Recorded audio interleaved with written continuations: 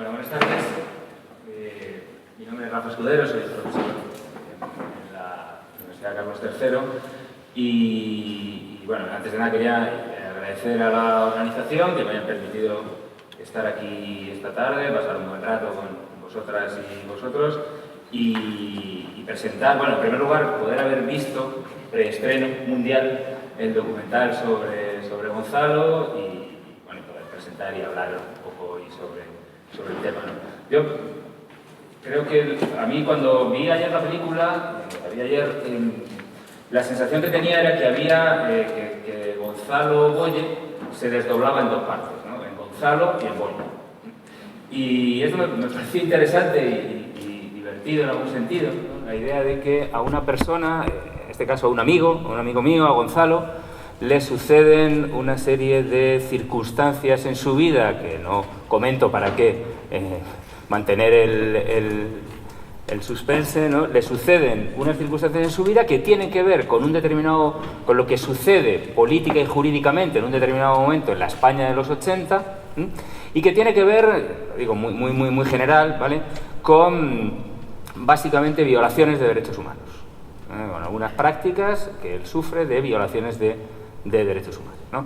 Y luego cómo, posteriormente, ese amigo llamado Gonzalo en la película pasa a ser el abogado, activista Boye.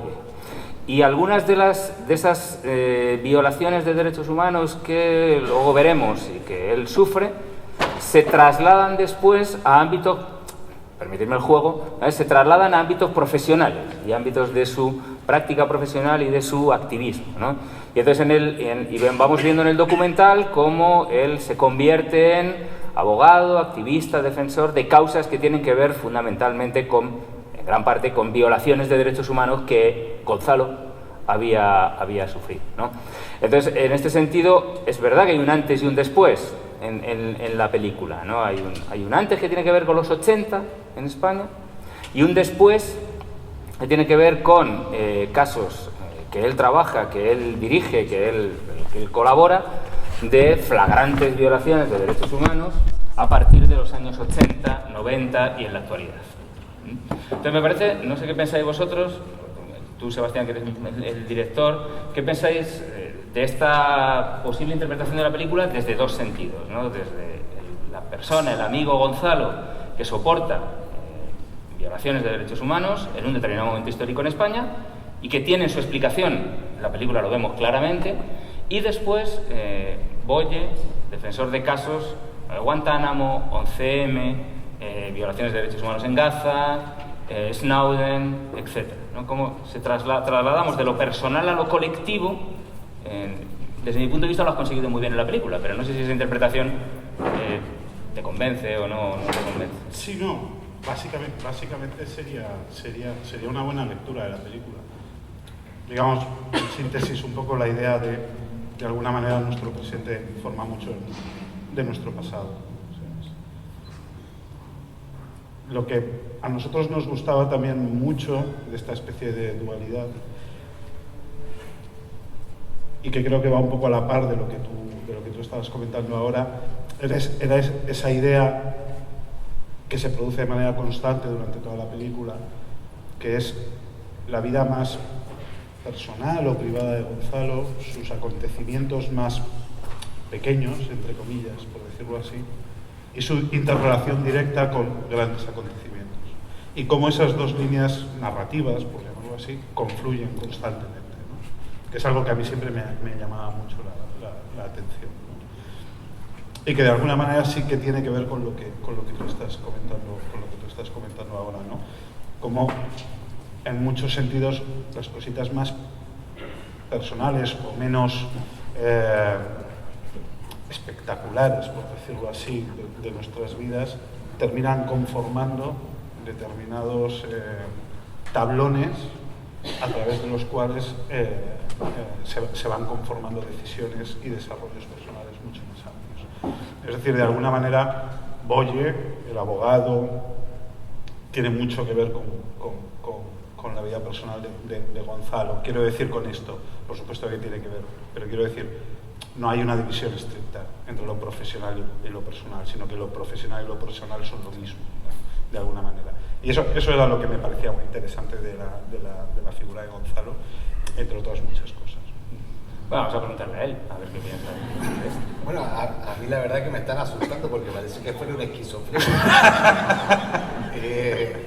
Claro, es que planteado así, en esa dualidad, bueno, vamos a ver el tema. Lo que pasa es que yo creo, bueno, le voy a ser sincero, yo la película terminada no la he visto, o sea, la voy a ver ahora, pero lo que entendí de toda la grabación, que fue la parte en la que yo participé, evidentemente todos tenemos una vida privada y una vida pública, lo que pasa es que la mía me la hicieron pública también. Mi vida privada me la transformaron en una vida pública y por lo tanto las cosas se mezclan y de muchas cosas de mi vida privada pues terminan haciendo o naciendo iniciativas de la vida pública. Es decir, mi mujer y yo, por ejemplo, siempre que nos embarcamos en algo, yo siempre digo, la gente se fija en lo que yo estoy haciendo, pero resulta que somos dos. Eso tiene que ver mucho con el machismo en realidad, pero yo creo que a veces no, la gente no valora que hay un trabajo en equipo, que hay un trabajo que estamos los dos conformes en tirarnos a una piscina, que uno de los dos mira si hay agua o no hay agua y saltamos a tomar un caso, una causa. Es decir, claro, ese es el Gonzalo según tu teoría y el otro es el Boye, pero entre los dos siempre hay esa complicidad que es cómo trabajamos Isabel y yo siempre las cosas, ¿no? Entonces, bueno, yo creo que si ustedes la han visto así, no tengo que ir al psiquiatra, pero podemos hacer algún tipo de ejercicio, ¿no?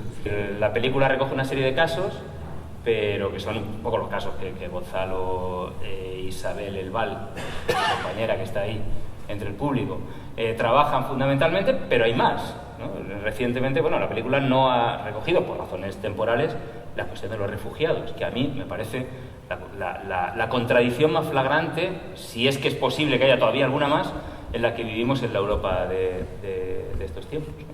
Bueno, yo diría que sí, o sea, a ver, en la presentación decían lo que había pasado entre terminar la película y ahora. El problema es que a lo que nosotros nos dedicamos, que es a tratar de defender y que se restaure a la gente en determinados derechos que son básicos, evidentemente la realidad va por delante de nosotros, eso es innegable. Es decir, la película la podrías haber terminado ayer y hoy ya se están produciendo nuevos problemas. Hace un rato atrás una periodista me decía, pero usted busca los casos les buscan a ustedes. Yo la verdad que la mayor parte de los casos se nos van apareciendo uno tras otro.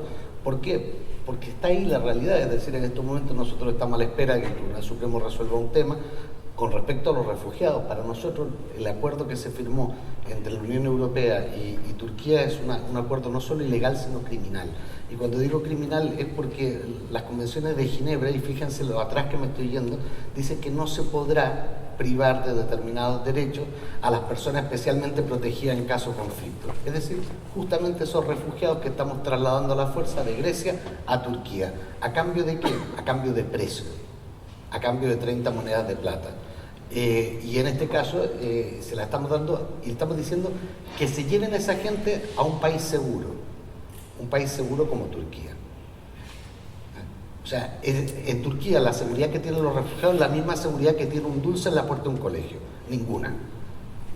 Y eso lo estamos viendo diariamente. Es decir, todos los días hemos visto en los últimos 3 meses las noticias sobre el trato de los refugiados. Ahora, ¿por qué nos metemos nosotros en eso? Es que no es que nos metamos, es que ya estábamos metidos. Ya era una decisión tanto personal como política como profesional el participar en este tipo de cosas, ¿no? Y así un día y otro, ¿no? Sí, bueno, con respecto a los refugiados que hablabas antes, es gracioso porque pasaba mucho. Siempre que estabas cerca del final de la película, aparecían cosas nuevas, ¿no? Era un poco desesperante, pero hubo un momento que dijimos, no, basta ya, tenemos que terminar la película. No, con respecto a los refugiados, y que decía Gonzalo de su involucración con Isabel en el caso y en el tema, yo creo que más allá de una mayor participación o implicación en el tema, creo que todos estamos implicados en el tema, por defecto, ¿no? O sea, creo que la crisis de los refugiados, no sé si me gusta mucho el nombre, pero bueno, ha demostrado el alto nivel de mediocridad en el que vivimos ahora mismo en Europa. No solo porque se haya generado la situación, se haya generado la crisis y la falta de respuesta, o las respuestas, no la falta, sino las respuestas que desde Europa ha habido ante esta crisis, sino la preocupante dejadez de la sociedad civil ante esta situación. Yo creo que, bueno, que la mediocridad en la que vivimos ahora mismo en Europa se puede ejemplificar en muchísimos casos o situaciones, pero la que me parece inequívoca, indiscutible y demás es la crisis de los refugiados. Es que ya no terminas de encontrar siquiera un razonamiento en el cual puedas no estar de acuerdo o una situación en la cual no puedas estar de acuerdo, pero que te parezca que pueda por lo menos entrar dentro del marco de lo razonable. Hemos llegado a un punto en que dejar morir a gente porque es molesta nos parece razonable. No sé, creo que más allá del ámbito político, creo que la sociedad civil se lo tendría que hacer mirar muy a fondo. Luego hay otro, hablando de mediocridad, y esto te lo quería preguntar, Gonzalo, hablando de mediocridad lo voy a relacionar con lo del domingo, lo que pasó el domingo, claro.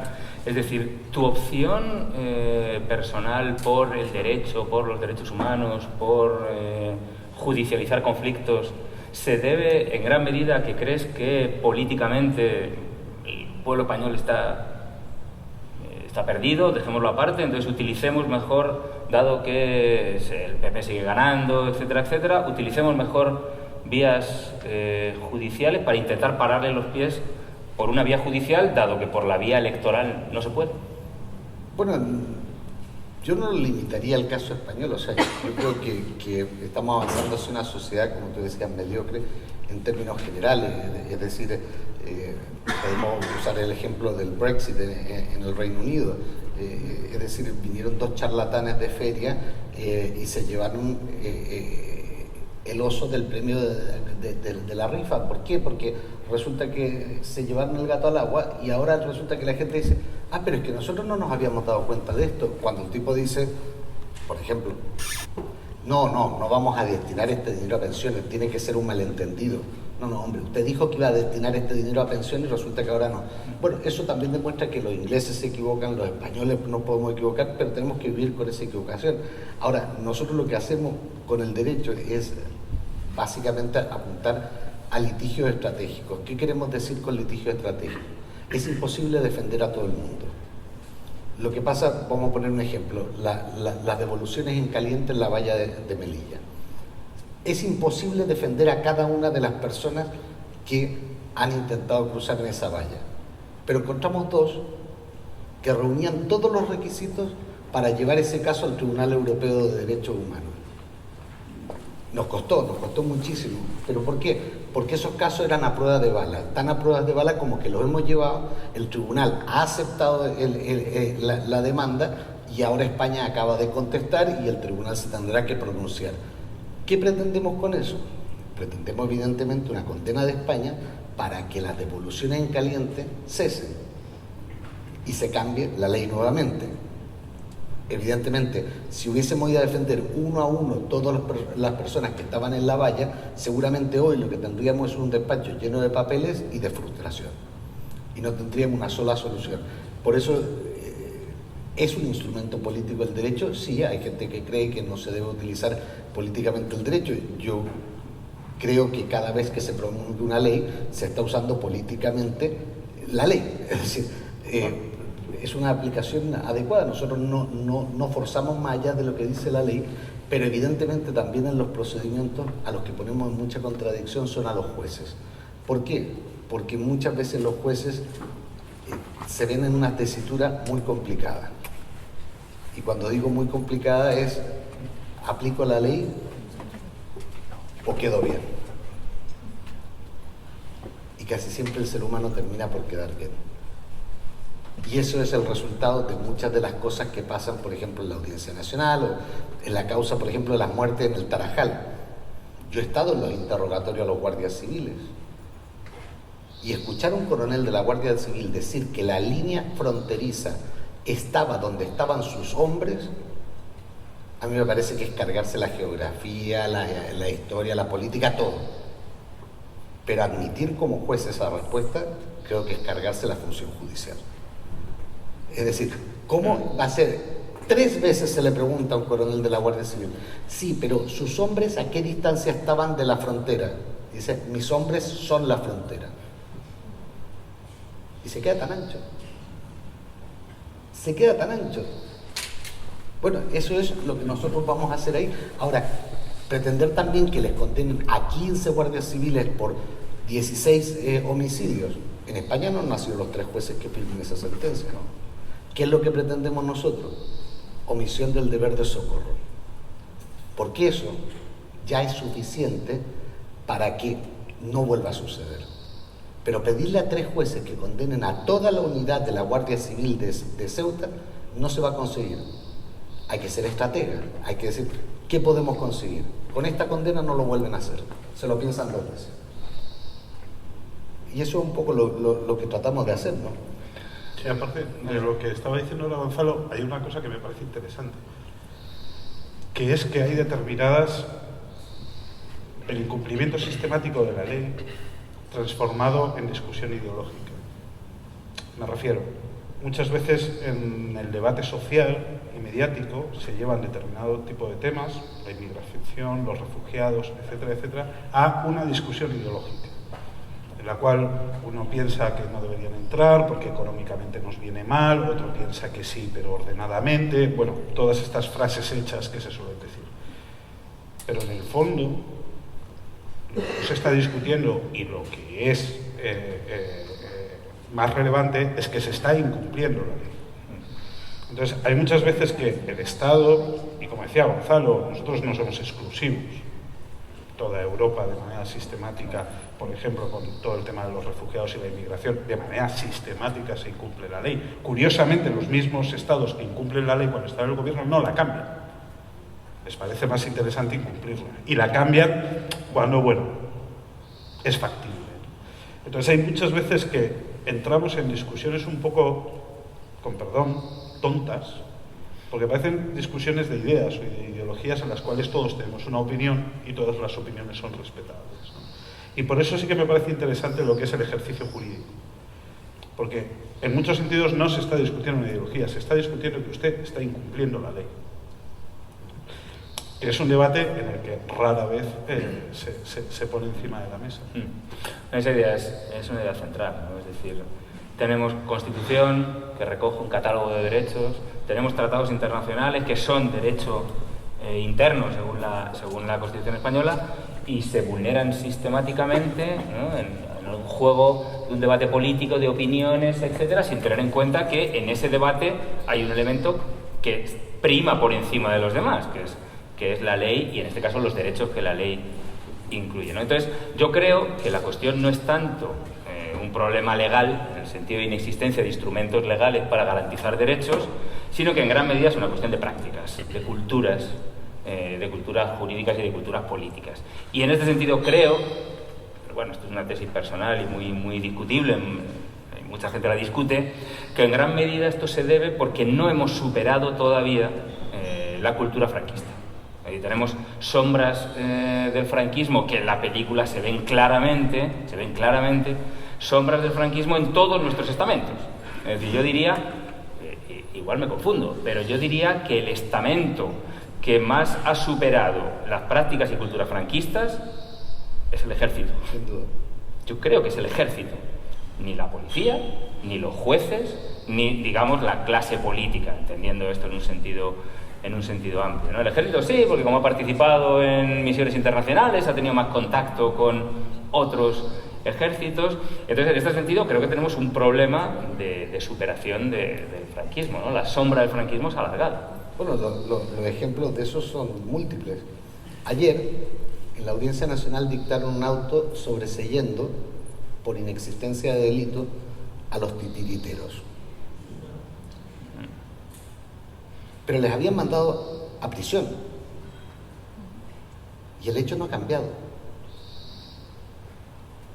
sacaron un cartel que decía Gora al Qaeda, que un día era ilegal y otro día no era ilegal.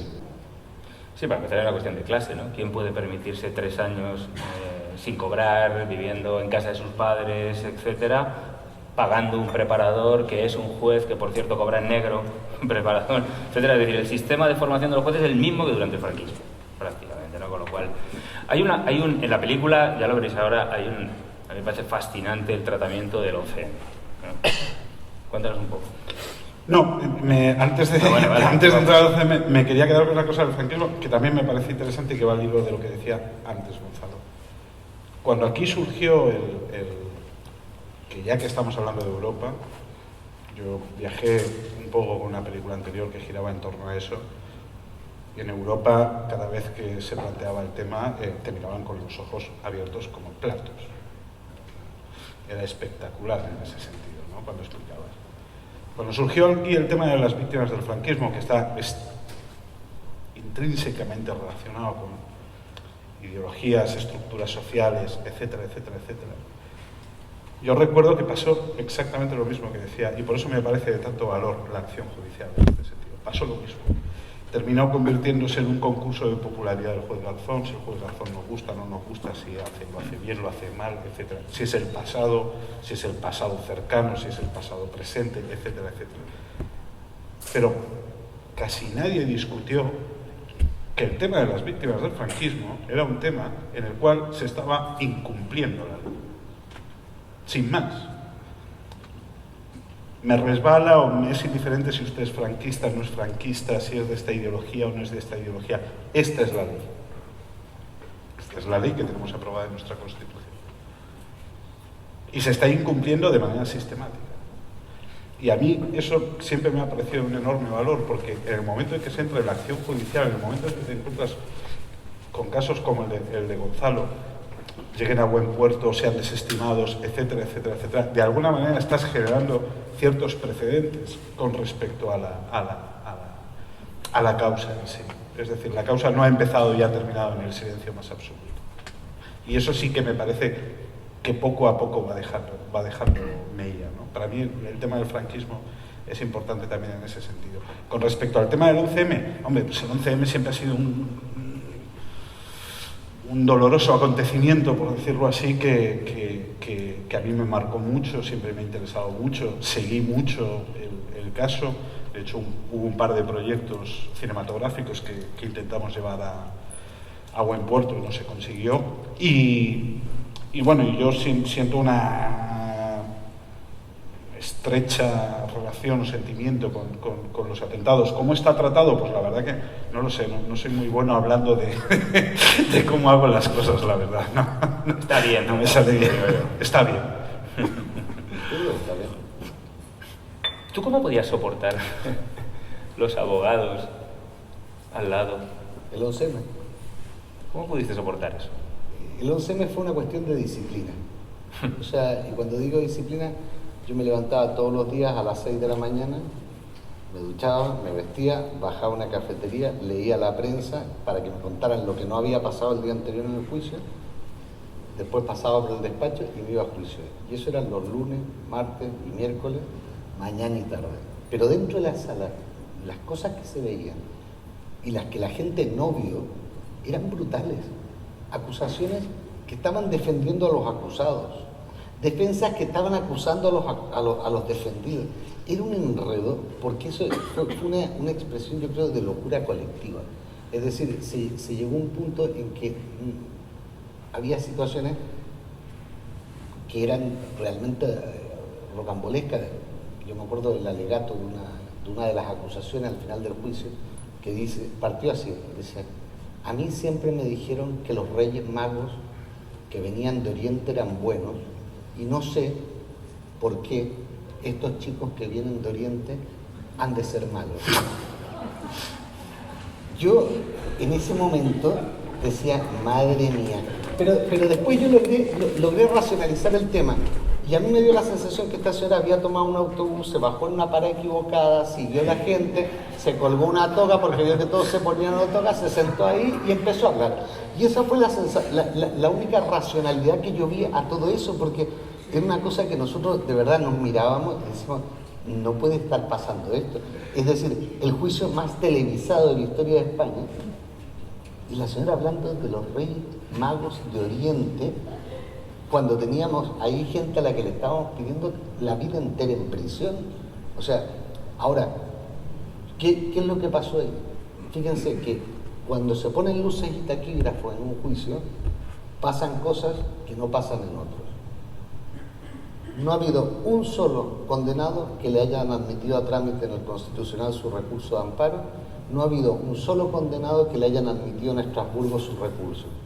Es decir, en todos los casos, tanto el Constitucional, que no es ejemplo de muchos, como el Tribunal Europeo de Derechos Humanos consideraron que se le respetaron todos sus derechos. ¿Por qué pasó eso? Yo creo porque había luces y taquígrafos. Evidentemente, ese mismo juicio sin luces y taquígrafos, el resultado sería totalmente distinto.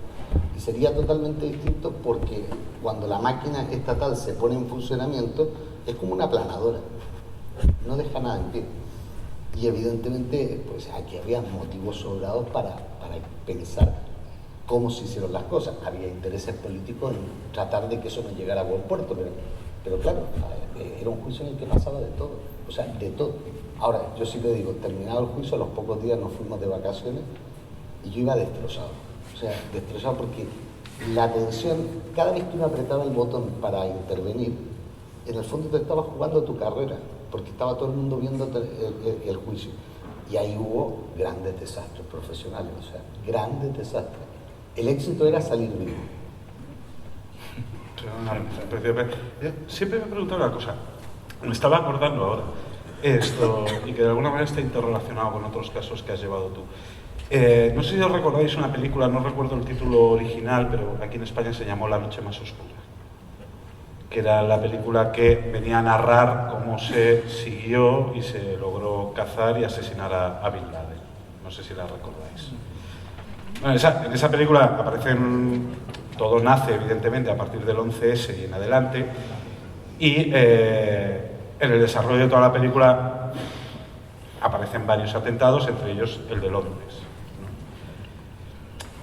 Cuando esa película se estrenó, creo recordar que fue González Pons el que vino a decir que el 11M no se reflejaba en la película porque seguramente la directora tenía dudas de quién había cometido esos atentados. Esto es una anécdota aparte, no es una ocurrencia de González Pons. Otra vez. Pero sí que lo que me parecía interesante era que la directora de la película se jactaba, ¿no?, de haber tenido información de primer orden de cómo había sido todo el proceso, y cualquiera que más o menos sepa un pelín del desarrollo de los últimos 20 años del terrorismo internacional no puede negar la existencia del 11M. Entonces, yo siempre me preguntaba si la posibilidad de que el 11M no estuviera reflejado, ya que la película puede llegar a estar haciendo una teoría un poco peligrosa, a mi entender, que es que la tortura funciona, porque la película viene a relatar un poco que gracias a la información conseguida por la tortura se logró cazar a Bin Laden, ¿no?, y asesinarlo. Siempre me he preguntado si quizá fue que no se incluyó el 11M en la película y en otro tipo de narraciones, porque quizá fue el único gran atentado que hubo en Europa o en el mundo en el cual a las 24, 48, 72 horas se detuvo a los sospechosos, fueron procesados, no se tuvo que torturar a nadie, no se tuvo que montar ningún Guantánamo, no se tuvo que hacer ningún tipo de invento y ahora están en la cárcel. Bueno, en el juicio Rachida Aglif dijo que él había sido torturado y el juez le preguntó ¿cómo fue usted torturado? Y dice, me obligaron a comer cerdo. Entonces, claro, pregunta siguiente es, ¿cerdo o jamón? Eso, jamón. En la comisaría, evidentemente, no tuvieron ningún respeto de que era musulmán y le llevan el bocata de la esquina de enfrente. Pero nadie, ninguno de los presos, en ningún momento refirió ningún tipo de maltrato porque no lo hubo. Y no lo hubo porque todo estaba a la vista, es decir, se hubiesen agarrado a cualquier cosa. Ahora, evidentemente, sistemas como el montado en Guantánamo lo que dan es mala inteligencia, es decir, bajo tortura la gente dice cualquier cosa, lo que sea, sí, me obligaron, venga, perfecto. Entonces, ¿qué es lo que pasa? Que Estados Unidos se alimentó de mala inteligencia y España sí tenía una capacidad mucho mayor de trabajar en investigar este tipo de hechos. Esto, yo lo digo, nosotros hemos tenido dentro del sumario los informes del CNI, estos atentados estaban previstos y el Estado sabía que podían pasar y el Estado miró para otro lado. Bueno, estoy de acuerdo en lo que decís, pero voy a añadir un punto más. No fueron torturados, efectivamente, en España.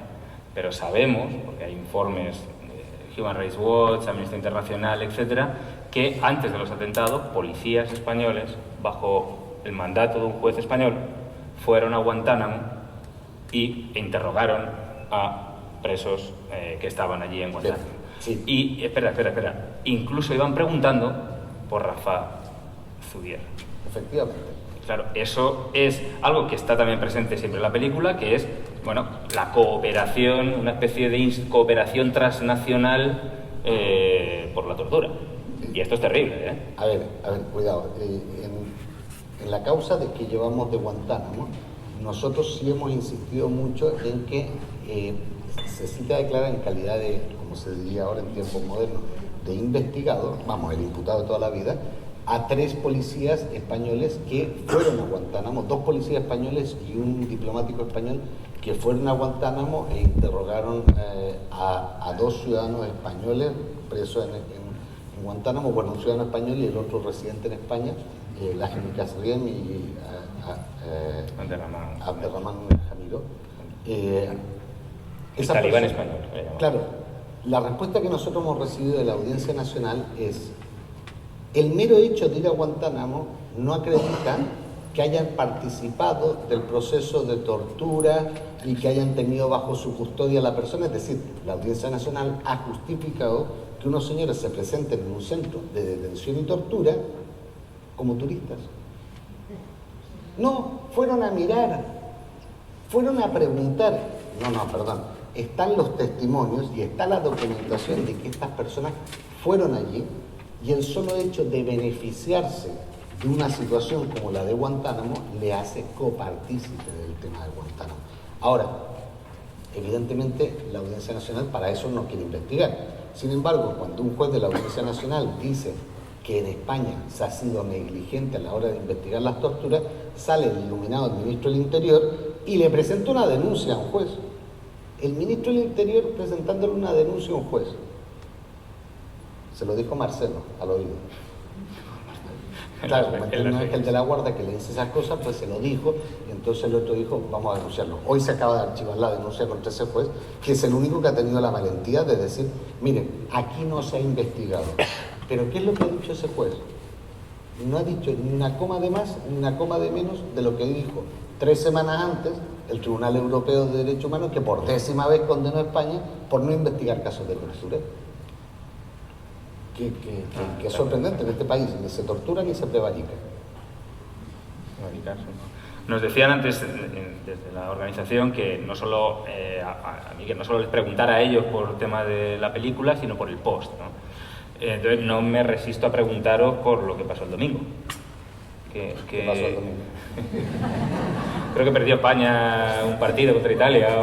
No, hombre, el domingo Chile le ganó a Argentina. ¿No pensáis que la victoria del Partido Popular os ofrece nuevas perspectivas profesionales? A ti como abogado defensor de derechos humanos, sí. ¿Y a ti como cineasta? A mí como cineasta... esto... Sí que es... No, si te ya me ha asegurado el trabajo. No, yo no. Rajoy te lo va a asegurar. No, hombre, pues... preguntabas qué ha pasado el domingo. Bueno, supongo que nadie sabe muy bien qué ha pasado. No creo que tampoco tengamos que ahora entrar en una histeria de intentar dar contestaciones, etcétera, etcétera. También, ¿para quién ha pasado? ¿Qué ha pasado el domingo? ¿No? Pues supongo que el Partido Popular también se estará preguntando qué ha pasado el domingo y Ciudadanos. Bueno, Ciudadanos no creo que se lo esté preguntando tanto, pero según el punto de vista todo el mundo estará un poco confuso. Yo, la verdad que más allá de partidos políticos, lo que más me ha preocupado, lo que más me ha alarmado, ha sido que, indiferentemente del partido político, aunque entendemos que hoy, sobre todo, hay un partido político identificado con la corrupción, en los lugares núcleos, como por ejemplo Valencia, donde el festival de corrupción era ya una pérdida de papeles absoluta. Que haya ganado, e insisto, no quiero entrar tanto en el tema partido político, que hayan ganado quiénes y los herederos de quienes llevaron a cabo todos estos casos de corrupción sin que prácticamente haya habido ninguna asunción de responsabilidad, me parece extraordinariamente grave, y llega un momento en que eso sí me desubica. Yo puedo entender que la corrupción penalice hasta un punto y que después de ese punto ya no penalice más. Lo puedo entender, puedo ver el sentido de eso. Luego podemos discutir si eso realmente es sano, eso es otro tema. Lo que no puedo entender es que se suba. Creo que, y hablando un poco de Europa, creo que y no estoy intentando dar una explicación porque no creo que la tenga, pero sí hay una intuición. Yo creo que tanto en España como en Europa somos muy frágiles al miedo. Se nos asusta muy rápido. Y cuando nos entran esos ataques de pánico tenemos una visión, una relación con determinadas instituciones o con determinada clase política, si se puede llamar así, que entendemos que nos va a dar una protección, una coraza a través de la cual no nos van a afectar los problemas que incluso muchas veces no sabemos muy bien cuáles son o cómo van a venir, pero sabemos que nos acechan. Sabemos que hay problemas económicos, no sabemos muy bien cuáles son o cómo nos van a venir, pero sabemos que nos acechan. Sabemos que tenemos problemas con la inmigración, sabemos que tenemos problemas con el medio ambiente, etcétera, etcétera, etcétera. Lo sabemos, aunque no seamos expertos, aunque no estemos un poco perdidos, sabemos que van a ser problemas muy graves. Y en el momento en que se nos plantea, y quiero decir no solo en España, en Europa y Estados Unidos va pillando un rumbo también muy interesante en este sentido, ¿no? Creo que estamos actuando en base al miedo y que estamos dispuestos a dar las arcas públicas y estamos dispuestos a dar determinado comportamiento ético. No estoy diciendo nada fuera de mínimo comportamiento ético y una mínima coherencia de lo que es esto, una sociedad sana. Estamos dispuestos a regalar todo eso a la primera de cambio, a poco que nos asuste. Yo no es una cosa que haya sacado en las elecciones de este último año, pues sé que hay muchos factores que han jugado en ese sentido, pero el tema de la corrupción sí que me ha llamado sumamente la atención. Y que creo que este comportamiento es trasladable incluso a toda Europa. Ahora con el Brexit, me parece respetable que no te quieras ir de la Unión Europea. Lo que es muy complejo de aceptar o de razonar es las razones que tú me estás dando para el tema. Sobre todo porque muchas veces no son ciertas, ¿no? Pero como eso va generando, no voy a decir un efecto llamada, pero los que ya tenían en la cabeza o vienen insistiendo de hace un tiempo de vámonos de Europa, han cogido el Brexit y todo ese tipo de razonamientos y tal, y se han subido al caballo, ¿no? Y cómo rápidamente estamos dispuestos a quemar lo que haya que quemar y de la manera más malamente, porque simplemente, porque en muchos sentidos tenemos miedo. Y a quien de alguna manera sentimos o entendemos o intuimos que nos puede dar, creemos, una protección de nuestro confort, por decirlo así, estamos dispuestos a darle todo lo que nos piden. Yo es que todavía no tengo muy claro lo que pasó el domingo, o sea, y no lo digo en broma, yo creo que el comportamiento del ser humano, a ver, si cogemos la sociedad como si fuera una persona, yo diría que tenemos que ponerlo en el diván del psiquiatra. Porque algo ha pasado que no hemos sabido leer o que no hemos querido saber leer, pero es evidente que hay un resultado que nos puede gustar más, nos puede gustar menos, un resultado con el que vamos a tener que convivir los próximos 4 años. ¿Por qué pasan esas cosas? Pues no lo sé. De hecho, yo ni siquiera pude votar, porque no soy español, entonces no pude votar, pero traté lo intenté, pero no me dejaron. En el fondo yo creo que fui un rato a dar una vuelta. Se colaba. Sí, me dijeron, no, tú no. Miraba la lista, me hacía el loco, trataba de coger una papeleta, y me dijeron, y esa menos. Entonces, pero en el fondo yo también lo que creo es que nos pasó como nos pasa en el fútbol a veces, que ya éramos campeones y todavía no habíamos pasado ni el primer cuarto de la tabla, es decir, y hay gente que se ha movilizado muchísimo en función de ese miedo y bueno, pero en algún momento se producirá. Ahora tampoco es un resultado que a mí me preocupe tanto. Yo creo que vamos a ver una nueva forma de hacer política, porque evidentemente el hecho de que no hay un rodillo, siempre se ha pasado de un lado al otro con mayorías absolutas y el objetivo de la mayoría absoluta. Ahora yo creo que va a haber que negociar un poco más las cosas y bueno, confiemos en que las cosas vayan para mejor. O sea, no, ni yo me creo lo que estoy diciendo, pero bueno, alguien tiene que poner una dosis de optimismo de cara al futuro, porque si no, la verdad es para cortarse las penas. O sea, a ver, Isabel y yo estuvimos el domingo en el Teatro Goya, que era donde se estaban esperando los resultados, en la coalición Unidos Podemos. Tú también estabas, o sea, que no te hagas el loco. Y claro, la cara de sorpresa era muy fuerte. Era muy fuerte. Y era muy fuerte porque lo que se pensaba es que venía un cambio y tal vez no hemos sabido analizar que hay mucha gente que no quiere un cambio, que déjenme como estoy pero no me enreden en la vida. Y así es difícil que las cosas se avancen, ¿no? En todo caso, bueno, vamos a ver qué es lo que pasa. Yo todavía creo que el partido animalista puede sacar...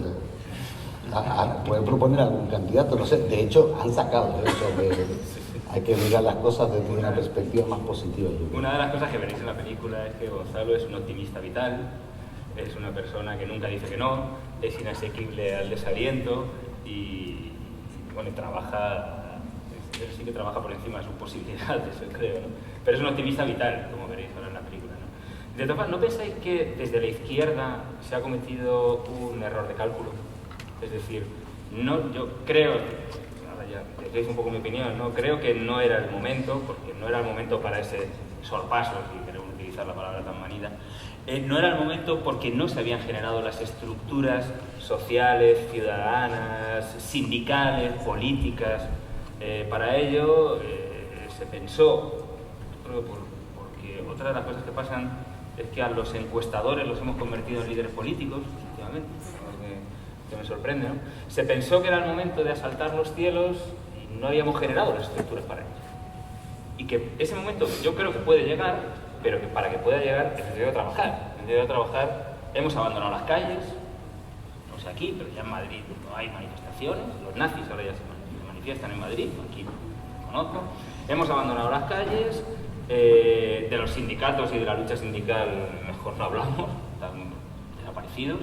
Insisto, hablo poco en Madrid, que es lo que más conozco, no quiero trasladarlo aquí, ¿no? Los movimientos vecinales, es decir, en la universidad nos pasa un poco lo mismo, ¿no? Hemos abandonado el trabajo abajo, ¿no? Y entonces creo que ha sido un error de cálculo, realmente, y que las bases pueden estar, pero para dentro de 4 u 8 años. Bueno, yo a veces creo que también es... Cuando se planteó el tema del sorpaso, se planteó respecto al PSOE, pero en realidad había que tal vez plantearlo con respecto al PP. Es decir, yo creo que había que ser más ambicioso en ese sentido y sí, es verdad, yo creo que en los últimos años es sorprendente la paz social que ha habido en las calles con la que está cayendo.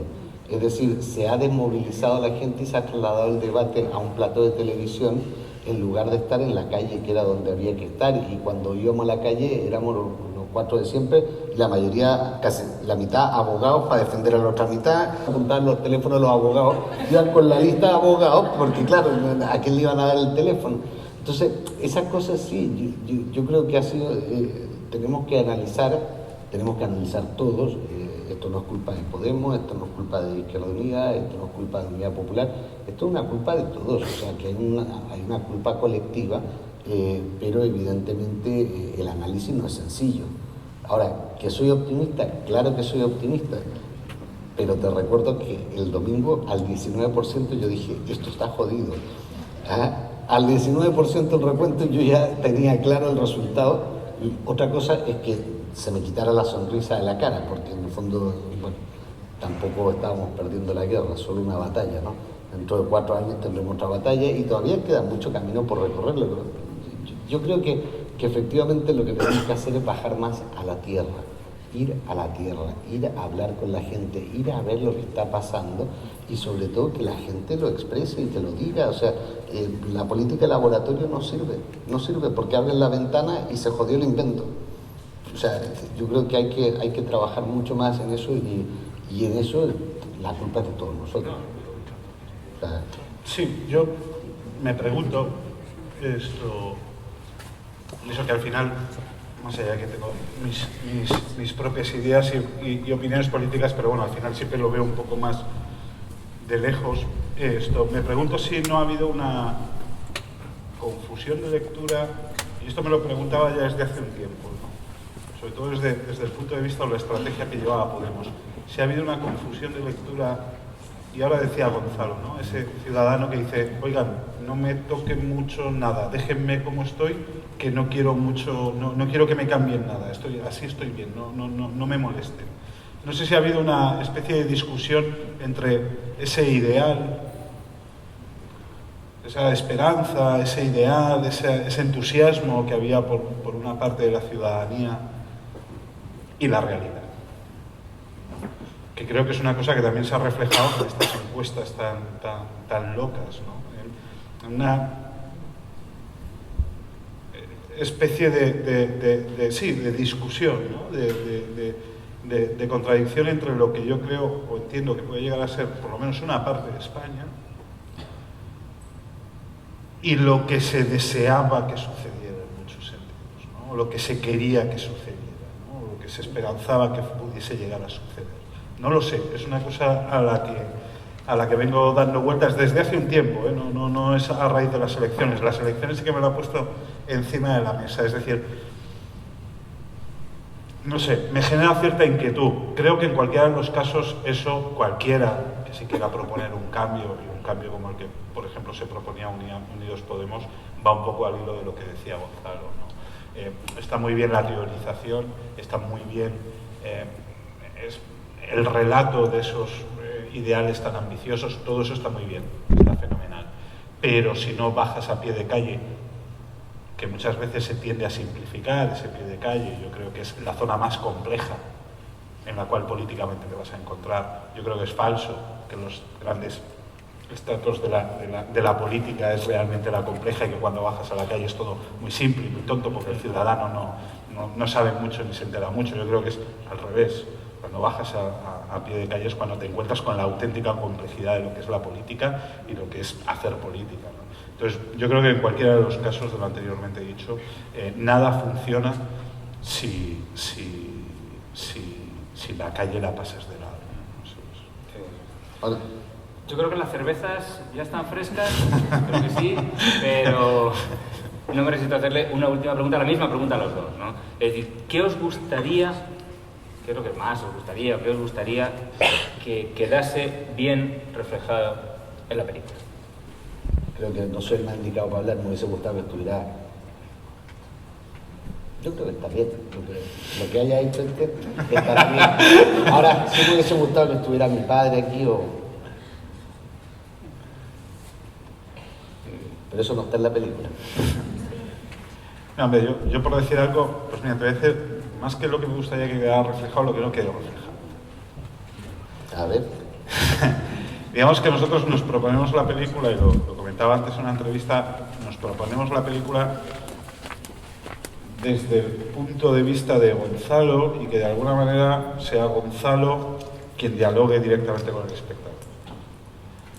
Y que de alguna manera yo como director o Gustavo como guionista, de alguna manera desapareciéramos un poquito del relato y que el espectador se sintiera directamente interpelado por Gonzalo y que fuera casi una especie de conversación entre Gonzalo y el público. Digamos que para mí es la piedra angular de la narrativa de la película. Si eso funciona, todo lo demás podrá funcionar mejor o peor, y si eso no funciona, no funciona nada, ¿no? Yo creo que funciona y que por lo menos ese objetivo que nos habíamos propuesto lo hemos conseguido. Pero bueno, por fin hoy la película ya se va a empezar a ver con con público, o sea que bueno, veremos que... Ojalá le guste a Hanna. Ojalá. Esto es una broma interna que no tiene ninguna gracia. No, a ver, la voy a explicar porque este señor, yo le dije, bueno, si no, yo tengo un defendido que mide como 2 metros 10, 140 kilos, va mucho al gimnasio y dije, bueno, no pasa nada, si a mí me gusta o no me gusta, no te preocupes, el problema es si no le gusta a Hannewood. Iba a venir, por cierto, ¿no? Y vendrá, no te preocupes. Pero sí es cierto que como puntilla final, esto hasta que anochezca. No, como comentario final, sí es cierto que nosotros cuando le propongo la película a Gonzalo, era un tema muy delicado, porque no era simplemente que íbamos a hablar de un caso, de una circunstancia, sino que era, bueno, mira, vamos a hablar de toda tu vida. Hicimos muchísimas preentrevistas, estuve especialmente pesado, etcétera. Y bueno, era comprensible que Gonzalo en algún momento quisiera incluso saber cuál era mi punto de vista, mi manera de hacer la película, o incluso que Gonzalo dijera, hasta aquí llegamos y hasta aquí llegamos, ¿no? Y me parecía razonable, luego había que ver si eso era compatible con la película que yo quería hacer, ¿no? Y decir que Gonzalo jamás, pero además jamás puso ningún tipo de condición, ni ningún tipo de límite a hacer la película, ¿no? O sea, yo creo que entendió el proyecto, creo que me entendió a mí, fue muy respetuoso en ese sentido, más allá de estas bromas. Que no son bromas. Que no son bromas. O sea, tiempo al tiempo. Sí, es verdad que luego en la película también se refleja lo constante que es Gonzalo, incluso con las bromas, ¿no? Pero lo constante que es Gonzalo, ¿no? Bueno, Isabel diría los germánicos. Los germánicos, que también, vale. Bueno, pues esperemos que después de la película le veamos juntos, porque si no le vemos juntos... Bueno, puede que yo esté junto con Hannewood y el que no esté sea él. Eso es otra cosa, ¿no? Luego no tal. Bueno, pues muchas gracias. Tenemos cervezas ya frescas.